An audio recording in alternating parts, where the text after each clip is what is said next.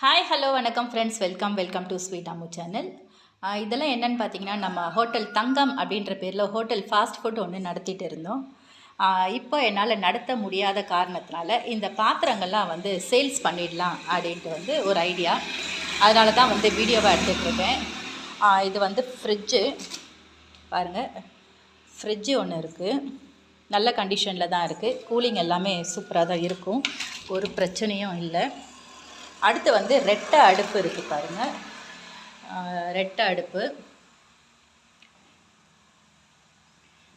அதுக்கப்புறம் பக்கோடா போடுற கடாய், பெரிய கடாய் ஒன்று இருக்குது, அதுக்கான கரண்டியும் இருக்குது.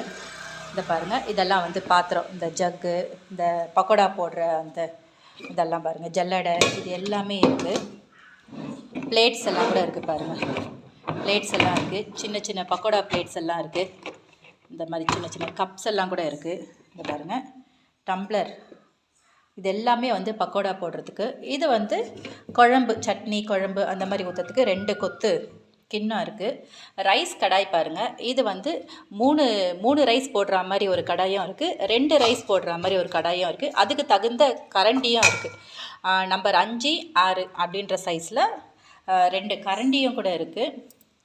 எடை தராசு இருக்குது பாருங்கள், பக்கா கண்டிஷனில் இருக்குது. புது தராசு, எடை தராசு இருக்குது. எடை தராசுக்கு தட்டம் கூட இருக்குது. அப்புறம் ஸ்டூலுங்க இருக்குது பாருங்கள், இத்தனை ஸ்டூல் இருக்குது. இந்த ஸ்டூலுக்கு தகுந்த மாதிரி 2 பெஞ்ச் இருக்குது. பெஞ்ச் மேலே தான் எல்லாமே வச்சுருக்கேன். இதோ ஒரு பெஞ்ச் இருக்குது, பக்கத்தில் இது ஒரு பெஞ்ச் இருக்குது. பெஞ்ச் எல்லாமே ஒரு நல்ல கண்டிஷனில் தான் இருக்குது. அடுத்தது பார்த்திங்கன்னா, சாப்பாடு வடித்து கொட்டுற அளவுக்கு அன்னக்குடியும் இருக்குது. நல்லா பெரிய அன்னக்குடியும் இருக்குது.